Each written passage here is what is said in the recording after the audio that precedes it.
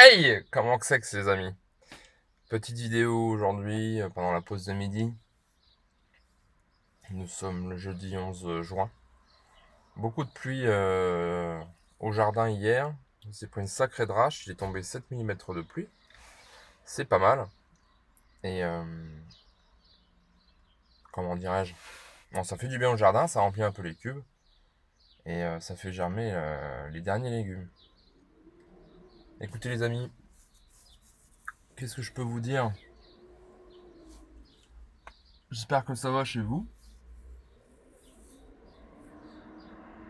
Je suis fatigué en ce moment les amis. Je... Bon, faut que j'arrête de dire les amis. C'est Philippe qui déteint sur moi, ça. Mais ouais, je suis fatigué. Fatigué du boulot, fatigué de faire des vidéos. Ouais, oui. Oui et non. C'est pas ça qui me fatigue le plus, faut être honnête. Mais je suis pas trop. Un petit peu fatigué. Cette société, de la vie, cette ambiance pesante hein, qu'on a au quotidien avec les informations, même si on essaye de. Enfin, moi, à titre perso, j'essaye de m'en préserver un peu des informations parce que c'est. Tu coupes les informations, t'as envie de te pendre, quoi, à la fin. C'est c'est anxiogène, c'est stressant, mais après, malheureusement, donc moi je suis dans la vie active, hein, on parle avec les collègues, donc voilà, on finit par savoir des choses, et puis bah, se maintenir un petit peu informé, hein, même si c'est que le journal. Moi, souvent, ce que je fais au bureau, j'ouvre le Figaro, je lis au moins les titres, quoi. Mais bon, rien que déjà les titres, t'as envie de te mettre une balle des fois. Hein, l'Iran, l'Ukraine, l'affaire Liana, là, récemment.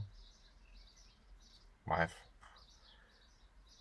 J'espère qu'un jour, de mon vivant, j'ai 35 ans, j'espère que de mon vivant, il se passera des choses, mais dans le sens du changement, mais un gros changement de société. En bien, hein, bien sûr. Après, ça peut être en mal. Hein. Hein, on peut imaginer plein de choses. Je vais pas citer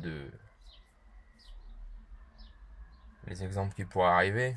Hein, plein de choses. Mais j'espère qu'il y aura pas un sauveur, mais enfin que ça se réveille, que j'ai l'impression qu'on s'enlise dans la superficialité, dans la médiocrité. C'était mieux avant. La fameuse phrase. J'aime pas cette phrase, mais force est de constater que tout n'était pas mieux avant, mais la morale, peut-être les mœurs, les valeurs, l'éducation, le respect des aînés, des anciens, etc. Oui, c'était mieux avant, je pense, à ce niveau-là. Est-ce que la révolution technologique là, du début du 21e siècle, je parle d'Internet hein, notamment, les smartphones, les ordinateurs, alors ça nous sert, hein, bien sûr, dans la vie de tous les jours maintenant on pourrait plus faire sans, hein, pour la banque, pour tout en fait, hein, en réalité. Quasiment, presque. Ils veulent supprimer la monnaie, hein. Ils veulent supprimer la monnaie physique, ils veulent mettre un euro numérique. Quand on voit comment le gouvernement gère les plateformes, les machins gouvernementales. Étant un ancien tireur sportif, combien de mails, je reçois encore des mails, du site SIA, je crois, pour enregistrer ses armes, déclarer ses armes, qui a été piraté une ou deux fois. Enfin, c'est une catastrophe.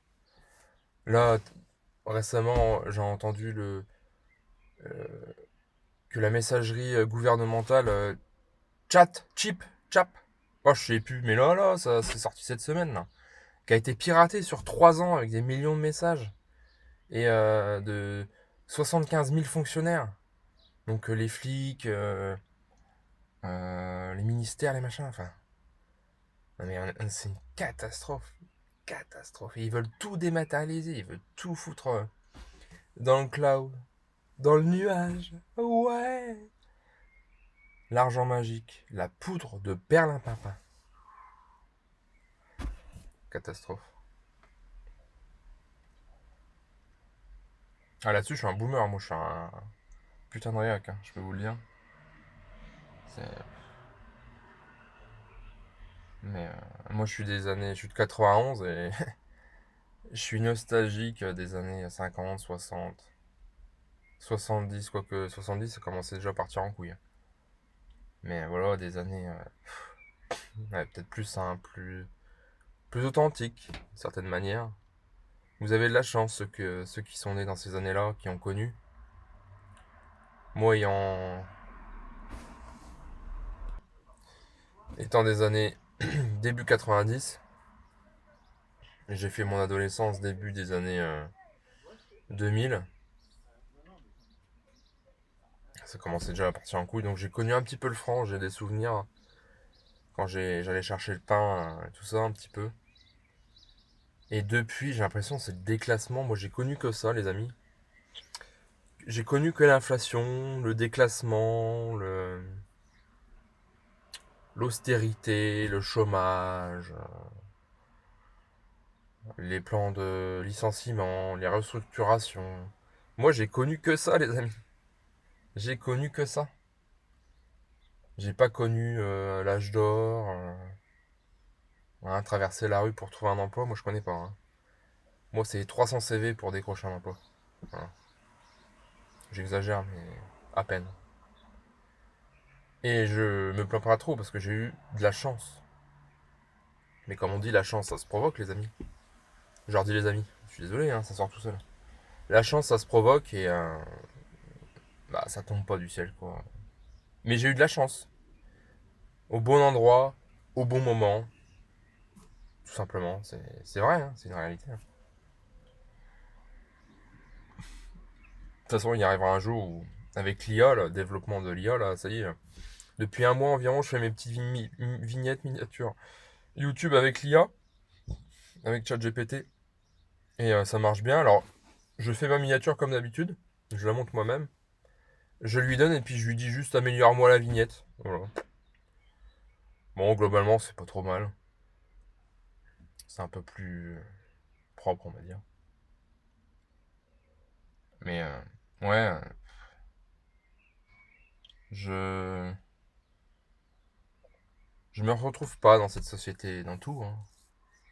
Peut-être pas aussi pour ça que j'ai fait un potager, mes poules, mes abeilles, mon coin, mon jardin secret, mon petit coin de tranquillité, petit cocon, loin de tout ça, de cette superficialité, de cette médiocrité. Attention, hein, j'ai pas bac plus 5, moi. Hein, je suis pas un ingénieur, je suis pas, j'ai pas 152 QI, hein. Mais voilà.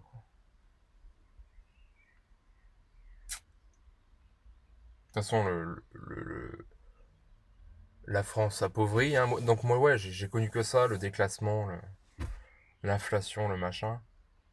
Et quand je vois ce qu'on a perdu en pouvoir d'achat depuis les années 2000, donc depuis l'euro, du franc à l'euro, et puis là, depuis 6 ans, avec le Covid, guerre en Ukraine et tout le bordel, et puis maintenant avec l'Iran, le prix du gasoil, tout augmente, le gaz, l'alimentation, les matériaux, tout. Le moindre truc augmente. Tout augmente. Et, et c'est assez frustrant par moment. Alors, faut pas vivre, faut passer outre, hein, faut essayer de. Sinon, on n'avance pas. Mais des fois, tu t'es posé, t'es pas forcément préparé à y penser. Enfin, ça te vient à l'esprit, tu te dis, la vache. À mon âge, mes parents, donc ils avaient deux gosses, ils gagnaient pas plus que moi, hein. Ils gagnaient pas plus que moi, hein, dans les années 90-2000. Ils ont pu s'acheter une baraque qui fait plus de 150 mètres carrés. Un jardin de plus de 2500. Si je remonte encore plus loin, mes grands-parents, pareil, la baraque faisait 150 à peu près. Le terrain faisait 3000. Alors, où je veux en venir? C'est pas de la jalousie. Mais c'est un fait. Je sais pas si je pourrais me payer une maison et un terrain pareil. Alors qu'actuellement, mes parents travaillent encore, hein. Ils sont vers leurs 60 ans. Ils vont avoir 60 ans. Travaillent encore. Et je gagne plus qu'eux, hein, actuellement. Actuellement, là. 2026, là. Je gagne plus qu'eux. Bon, je vais pas dire mon salaire. Ça n'a aucune importance. Je sais pas combien ils gagnent précisément, hein. On ne parle pas trop. C'est tabou, hein. C'est typiquement français, hein. On ne parle pas de ces choses-là. Mais j'ai été promu, là, début d'année 2026, à mon taf. Et bien sûr, ça faisait des années que je demandais à passer. J'étais prêt à quitter mon taf et à chercher ailleurs. Je passais des entretiens ailleurs. Et, euh, et du coup, bah, bon, bah, avec la famille, bon, on en parle. Et puis, bah, c'était sur la table, hein, le sujet. Et quand j'ai pris mon grade, là, j'étais prêt à me barrer de ma boîte. J'ai dit mon salaire, voilà, j'ai dit mon salaire à ma famille. Bon, c'est mon père, c'est ma mère, c'est ma soeur. C'est pas le voisin, hein, c'est pas, bon, on peut parler. Quand j'ai annoncé mon salaire à mon père, bon, ils sont séparés, mes parents, donc à mon père, il m'a dit, la vache, tu gagnes plus que ton père. Et je peux pas m'acheter une baraque de 150 mètres carrés. Hein. Je rappelle, on est 5 à la maison, j'ai 3 enfants. Avec un grand terrain, parce que c'est trop cher. C'est trop cher. Ou alors si, on l'achète un truc à 150 000 euros, mais il y a tout à refaire.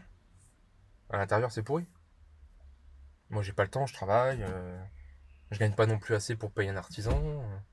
Puis maintenant, les prix des matériaux, enfin, tout a augmenté. Enfin, c'est le serpent qui se mord la queue, là. On est dans une période où c'est très, très, très compliqué. On a une génération, alors des fois on entend sacrifier, peut-être pas à ce point-là, sacrifier. On part pas au front, hein, avec le fusil d'assaut, quoique. Avec Macron, hein, le va en guerre, nous sommes en guerre. Euh, on y est peut-être pas loin, hein.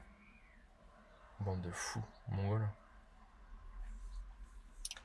Mais ouais, c'est un truc de fou, c'est comme ça, qu'est-ce que vous voulez. Et donc on comprend maintenant pourquoi la natalité baisse aussi. Moi j'en ai trois, à la base on en voulait trois. Moi j'en voulais trois. Voilà. Je voulais trois enfants de base. Il y a eu le premier et puis le deuxième, bon bah c'était des jumelles. Ça tombait bien. Je blaguais même avec ma femme. Bah t'as triché, t'as fait que deux grossesses, faut refaire une troisième. Moi je rigole, hein, j'en voulais pas quatre, hein, c'est trois, c'est très bien. En plus, on voulait pas trop d'écart entre les enfants. Parce que moi, ma soeur, j'ai 5 ans d'écart. Ma femme aussi a 5 ans d'écart entre le dernier et l'aîné. Elle est entre les deux. On l'a pas mal vécu, mais c'est vrai que 5 ans d'écart, quand t'es gamin, c'est chiant, quoi. Quand t'as 5 ans, bon bah, ton frère ou ta soeur, c'est un bébé. Quand t'as 10 ans, tu commences à être un enfant. 5 ans, bon, bah, c'est encore un bébé, un petit enfant. Quand t'as 15 ans, t'es un adolescent. L'autre, il a 10 ans, ça t'intéresse plus, c'est un gamin. Quand t'as 20 ans, tu commences à être un adulte, sortir, boire, les potes, les machins, les études. L'autre, il a 15 ans, c'est un ado. Enfin voilà, il y a toujours 5 ans, c'est beaucoup. Quand t'es gamin. Et donc, on voulait pas faire ça avec les enfants. Et puis, comme on a commencé à avoir des enfants tard, entre guillemets, à 30 ans, on voulait pas avoir le deuxième à 35, 36 ans, surtout si on en voulait trois.